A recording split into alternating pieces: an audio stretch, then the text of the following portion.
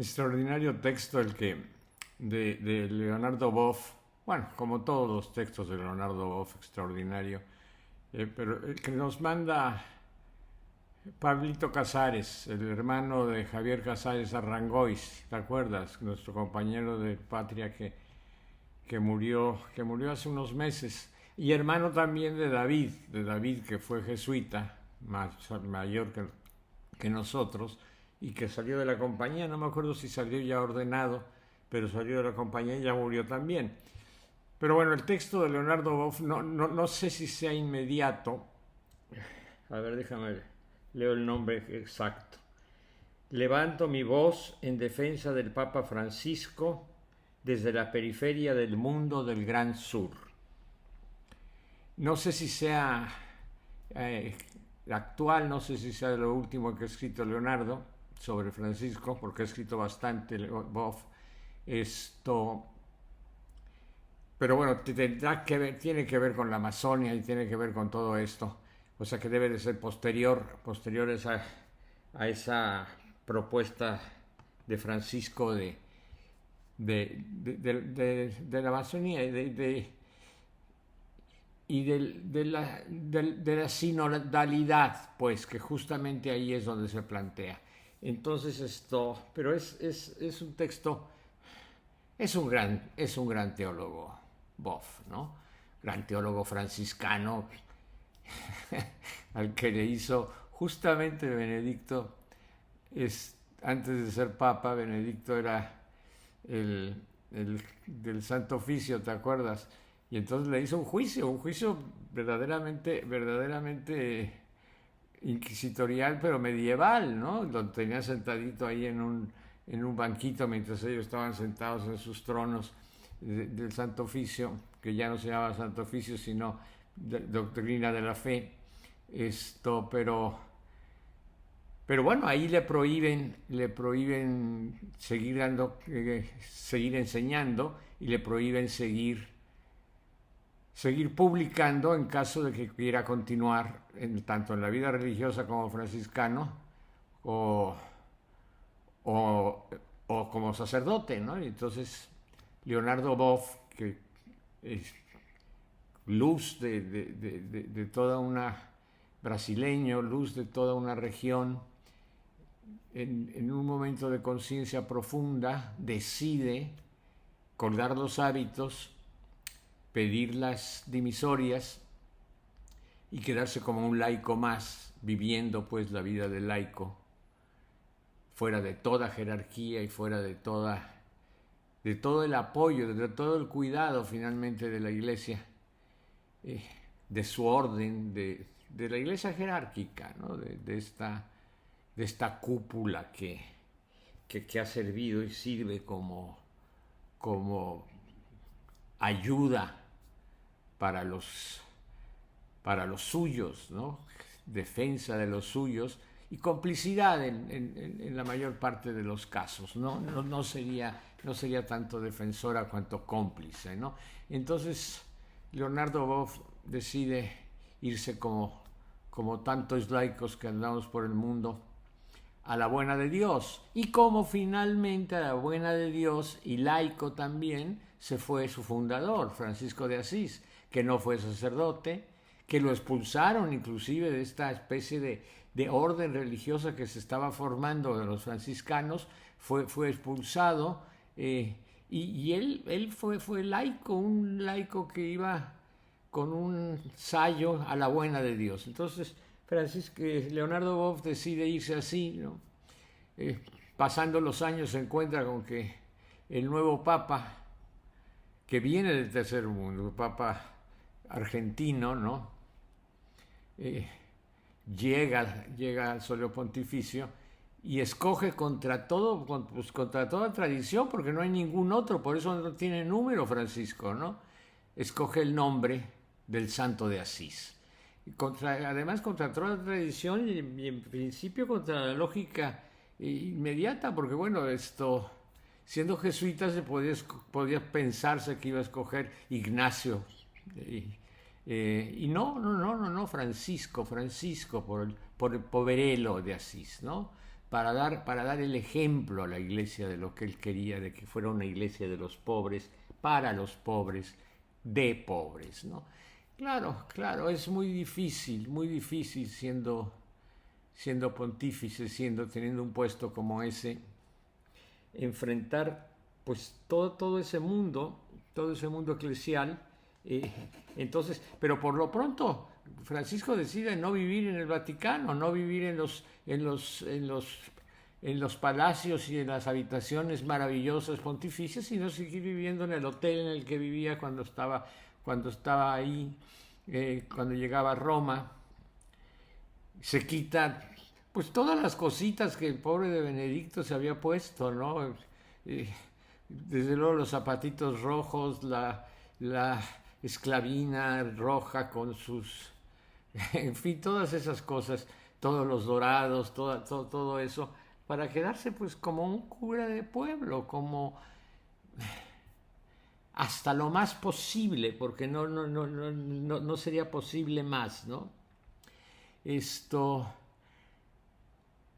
entonces es interesante que lo mande justamente ahora Pablo, no sé si sea, no creo que sea tan inmediato, pero es interesante que lo mande Pablito ahora justamente porque el Papa Francisco, además de que está siendo, como siempre, como desde el principio, muy atacado, está en una situación personal muy difícil, ¿no? Es un viejo, muy viejo, con muchos dolores, al que se le está exigiendo mucho por todos lados, porque se sienten, pues los de izquierdas sentimos que se nos queda corto, los de derecha siguen acusándolo de comunista y de toda una serie de barbaridades.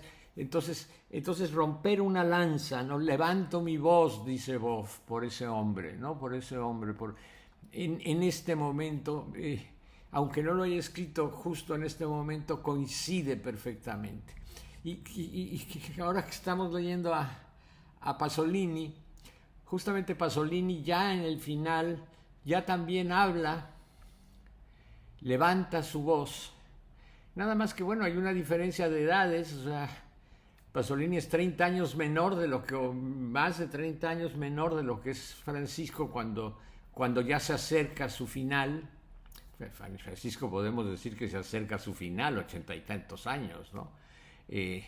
No es que le deseemos mal ni nada por el estilo, ni que le estemos echando ninguna maldición. Es un hombre de 80 y tantos años, enfermo, al que le duelen los huesos, el que ahora le exigen de alguna manera, y toda una corriente, con toda buena fe, le exigen que vaya a Ucrania.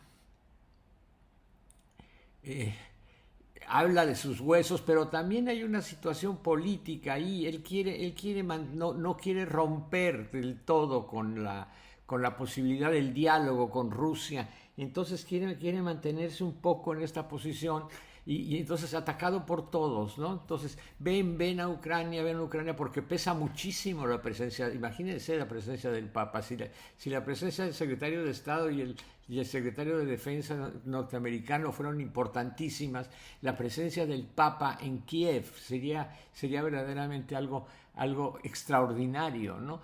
Pero en este momento no puede, no quiere del todo. Por otro lado, los que lo acusan de estar a favor en fin, es una situación terrible, porque finalmente ha sido la situación de su pontificado, porque finalmente él es un hombre que trata de mantener la estructura como deba de ser, ¿no?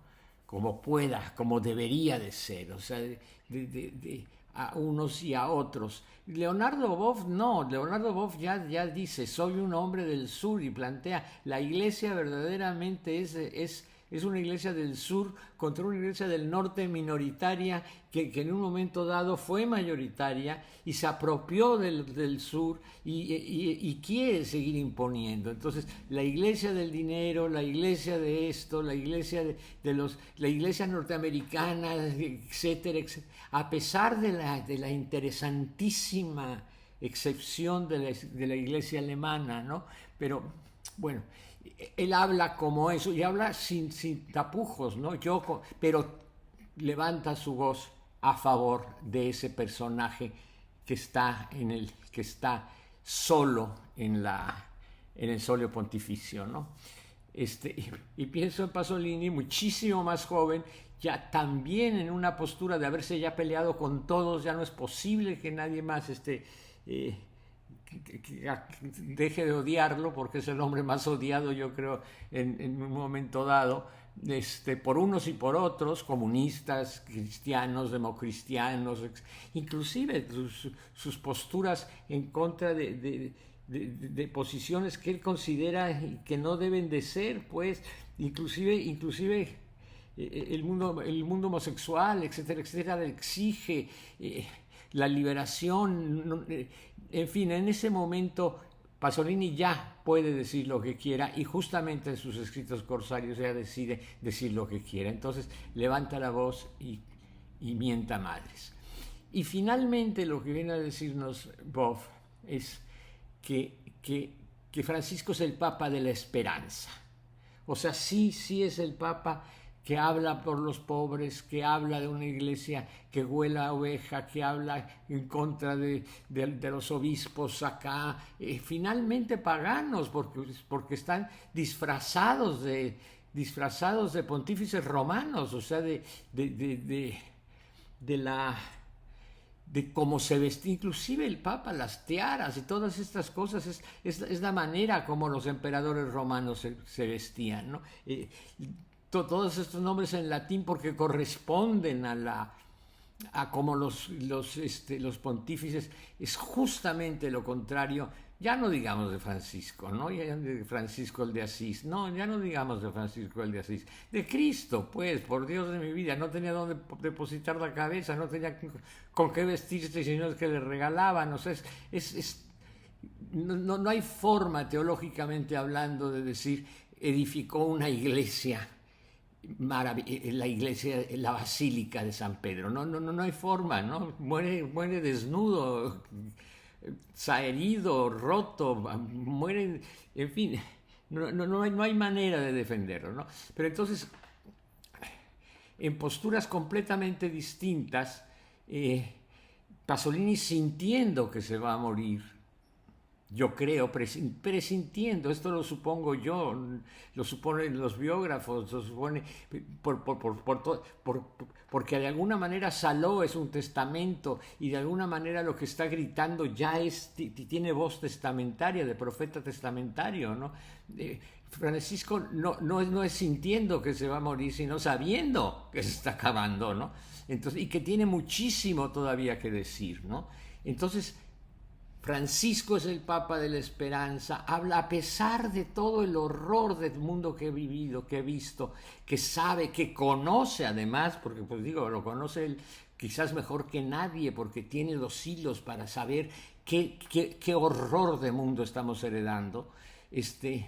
A pesar de eso cree, es un hombre de esperanza. Claro, es un hombre de fe, y entonces la fe ilumina la esperanza, ¿no? Pasolini no es un hombre de fe, se da cuenta, ya creo que ya lo comentábamos, estamos en el Apocalipsis, lo ve venir, siente que tiene que gritar contra él, y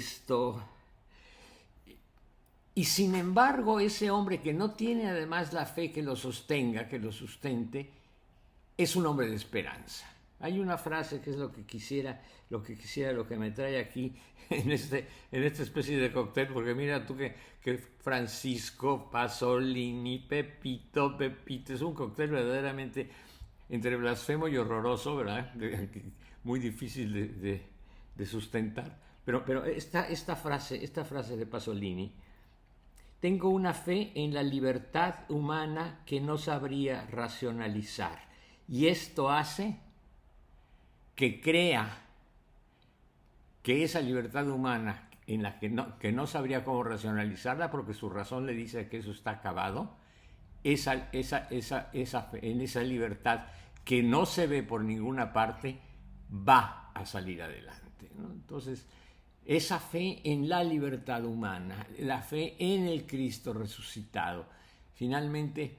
Pero el texto valdría la pena, es un texto largo, es un texto hermosísimo, está levanto mi voz en defensa del Papa Francisco de Leonardo Boff. Realmente me ha hecho no solo, me ha emocionado profundamente, pero sí me ha conmocionado, creo que la palabra es esa, ¿no? Conmocionado. Y finalmente, dentro del horror también que uno como viejo ve, y dice, bueno, pues yo ya me acerco a los 80, ya no tengo, desde luego, ni la edad de Pasolini, ni todavía la edad de Francisco, pero me siento mucho más cercana a la edad de Francisco, pues ya hay que ir haciendo las maletas, ¿no? Porque pues ya queda, no sé, no puedo asegurar cuánto, pero ya queda la última parte, ¿no? Ya es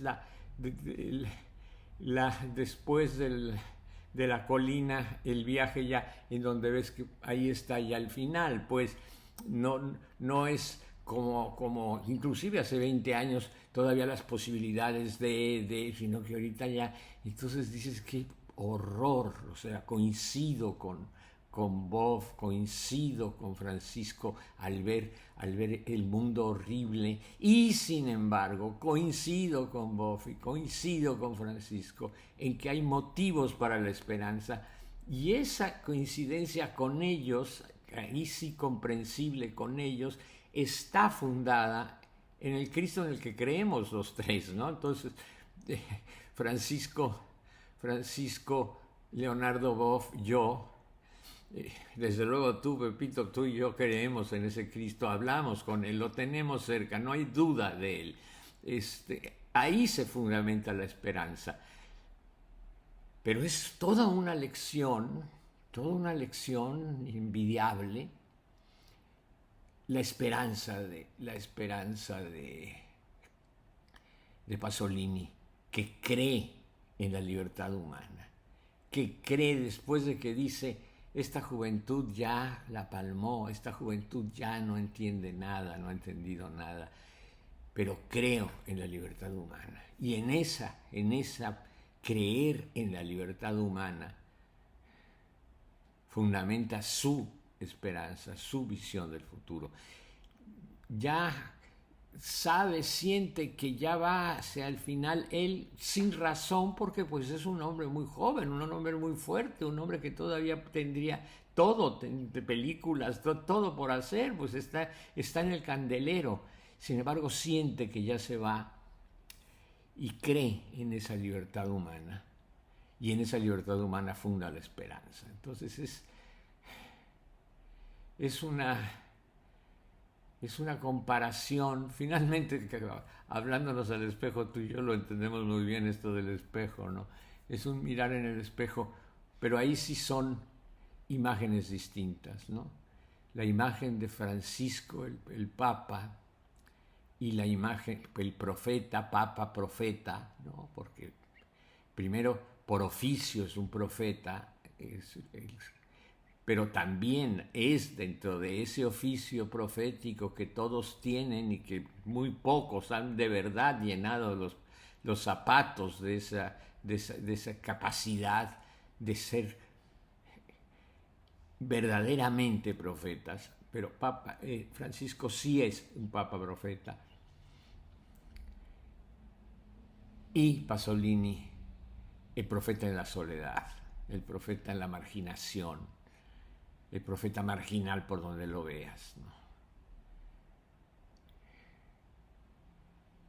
Y los dos cantan la esperanza. Y Leonardo Boff, un hombre, pues yo creo que de la edad de Francisco, si no es quizás un poquito más joven,